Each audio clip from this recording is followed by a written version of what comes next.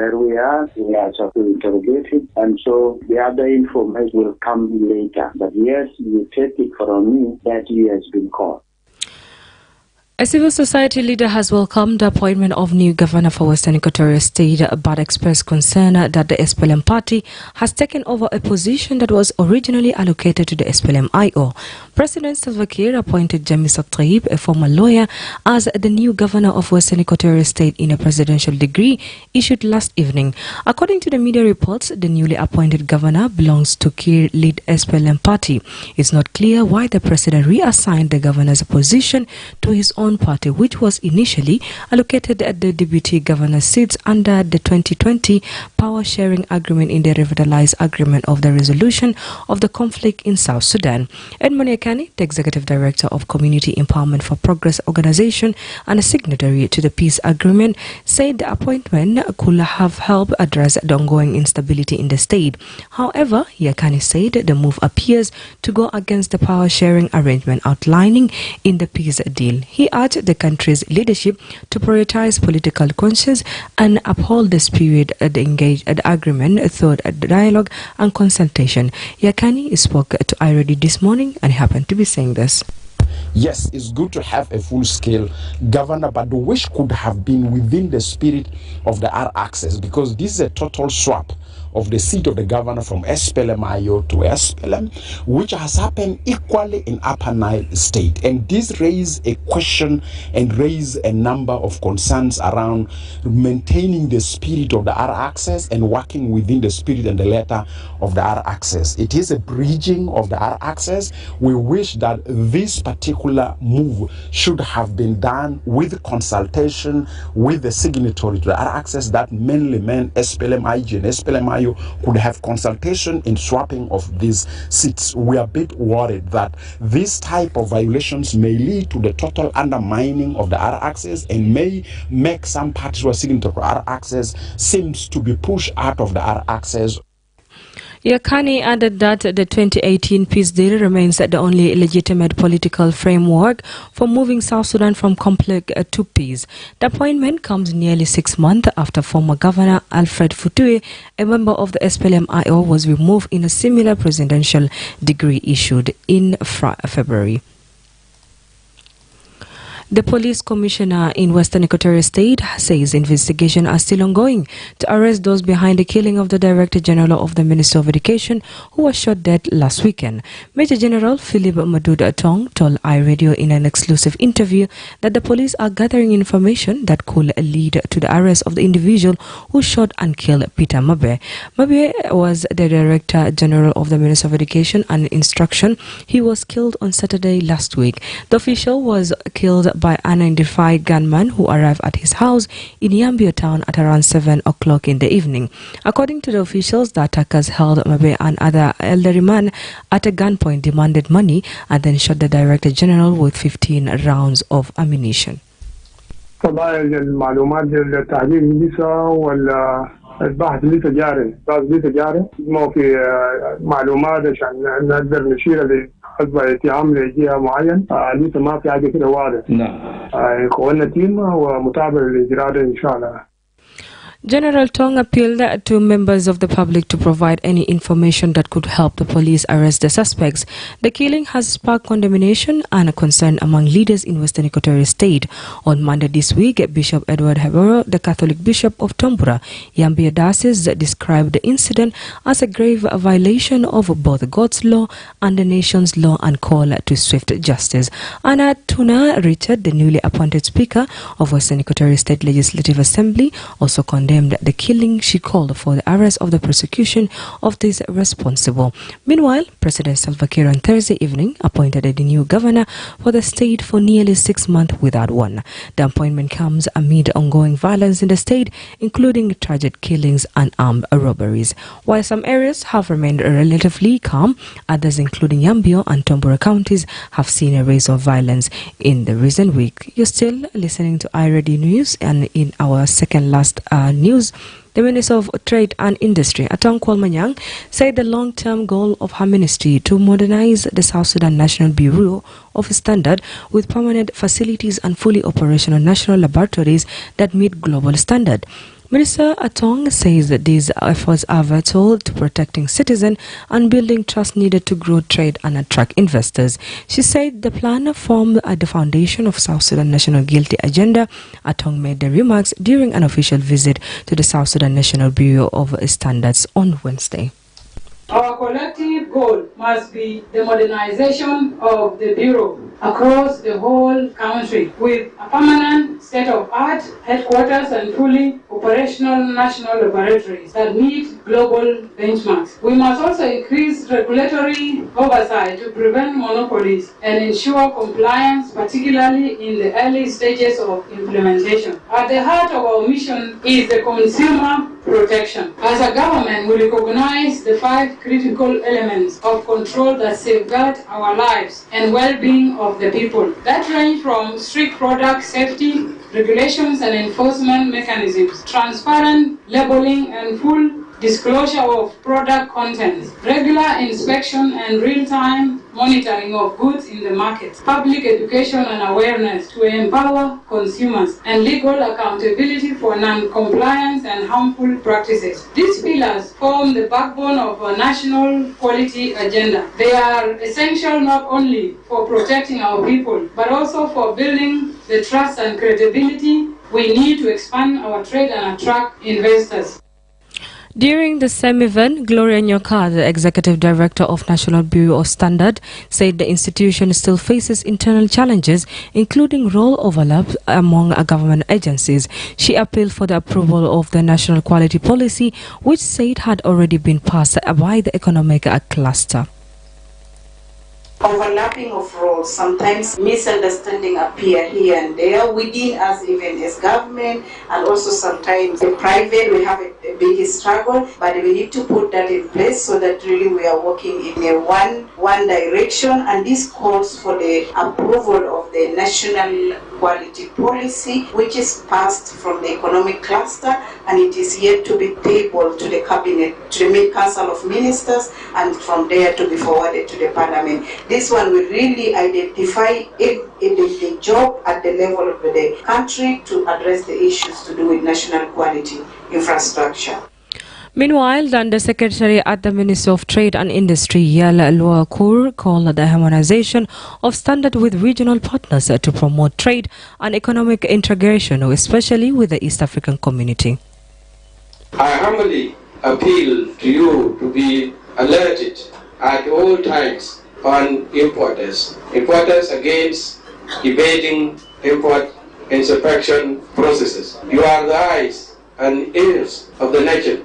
Additionally, it is of great importance to stress the harmonization of standards with regional partners to facilitate trade and economic integration, especially with EAC, East African, COMESA, etc. An endeavor to support South Sudan businesses in meeting international standards so as to access global markets and increase exports, to bring hard currency to the national coffers, thus import goods also, and to improve the GDP.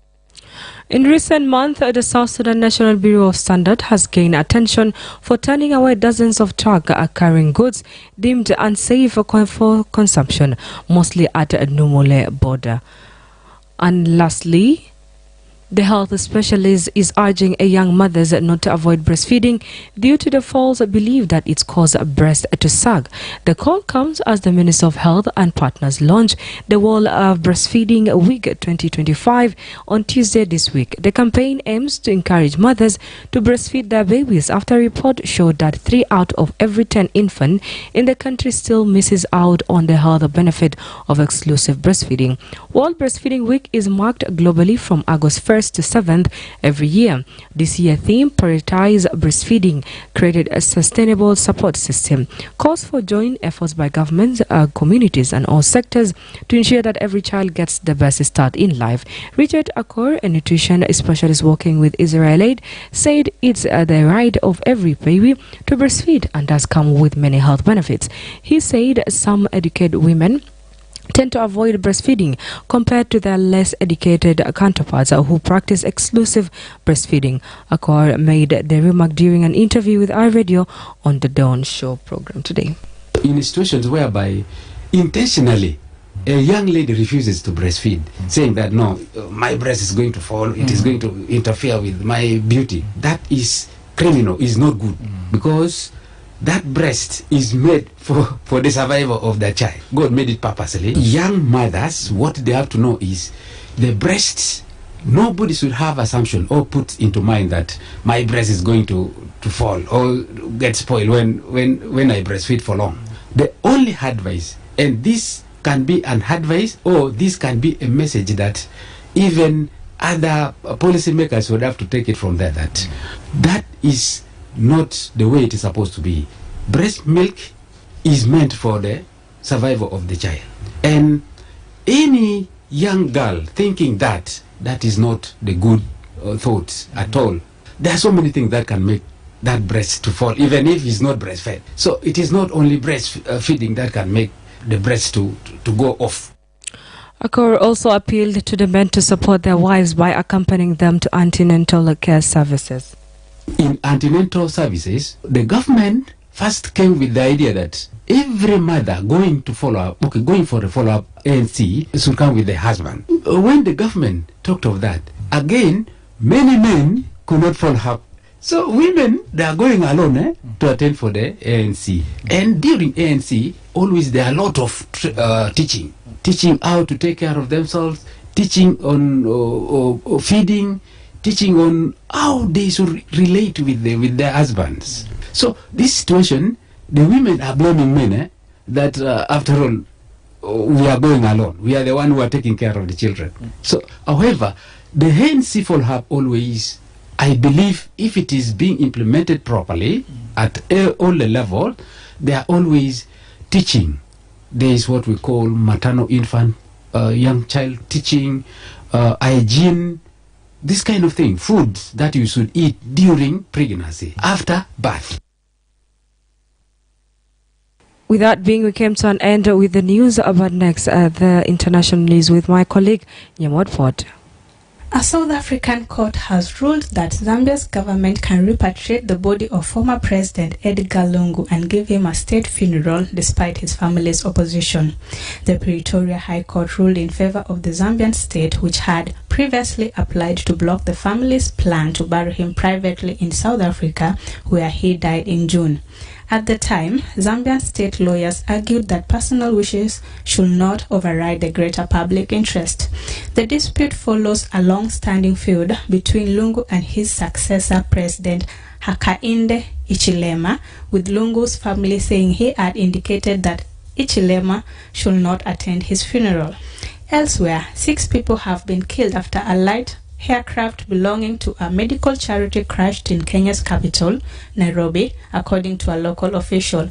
Charity Amref Flying Doctors said the Cessna plane took off from Wilson Airport on Thursday afternoon and was en route to Hargeisa in Somalia when it crashed and burst into flames at a residential building in Nairobi's Githurai area. Kiambu County Commissioner Henry Wafula said 4 people on the plane were killed, including doctors, nurses, and the pilot, as well as another 2 people on the ground, while 2 others were seriously injured.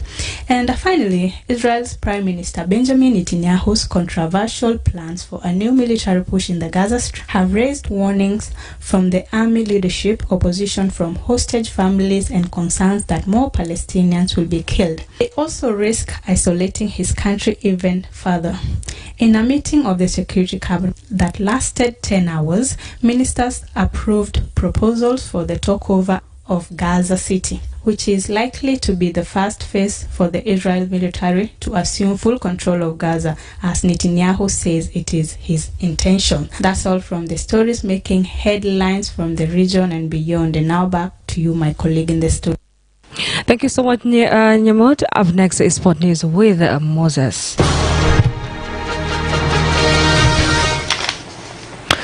And now to the sport news. The South Sudan Football Federations will hold back-to-back press conference on Friday, August the 8th, 2025 at its Juba headquarters as part of the ongoing electoral process.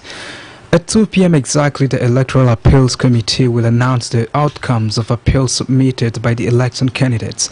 And at 3 p.m., the Electoral Committee will release the final list of candidates cleared to contest for South Sudan Football Federation leadership positions for the 2025-2029 term, including president, vice presidents, and executive committee members.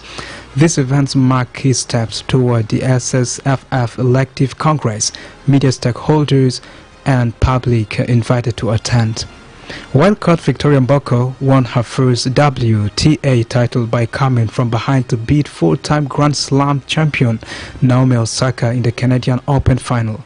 For the first time and second successive match, the 18-year-old Canadian had to show resilience after conceding the opening setback, rallied to win 2-6, 6-4, 6-1.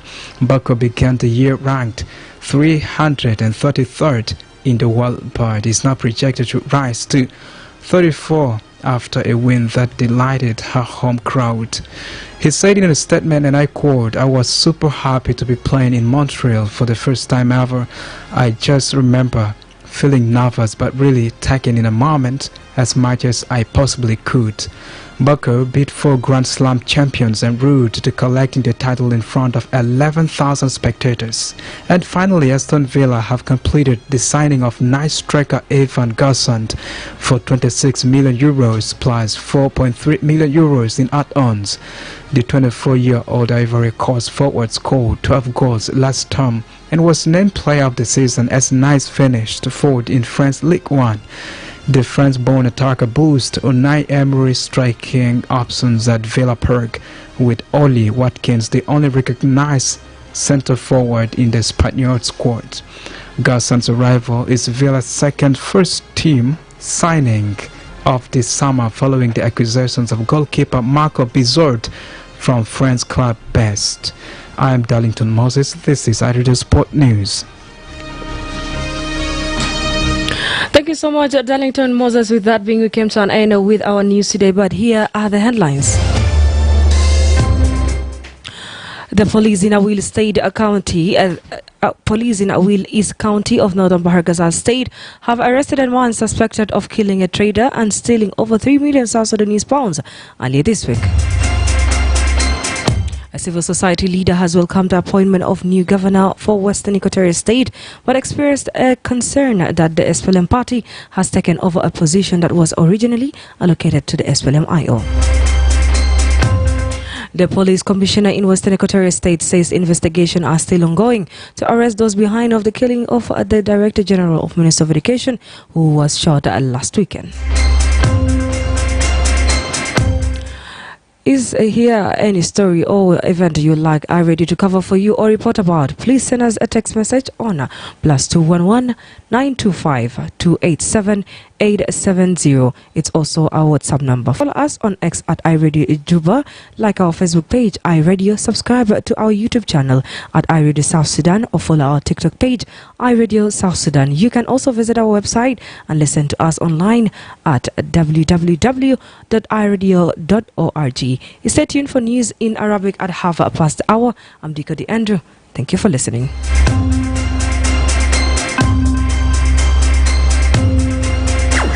Sounds of the Week on iRadio. احنا في بلد بتاع غرايب وعجائب، يعني انت بقيت دولة، انت بيعتمد للدعم المنظمات لحد 200. انا حسيت انسان مسؤول في بيتك بزوجتك باطفالك، انت بيعتمد لزول تاني اكيد ما بيجي. احنا من المفترض احنا بندعم النفوس بتاعنا بانفسنا، لكن المشكله بتاعنا يمكن منذ تاسيس الدوله ده الحكومه ما كانت استراتيجيه واحده الدوله ده بيمشي كيف.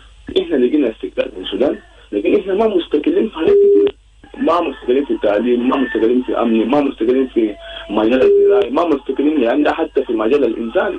فاحنا الدوله من المفترض احنا بندعم دول لحد 200 بيدعمونا، احنا بنجي ندعم 200 واحنا عندنا موارد ضخمه في هذه الدوله.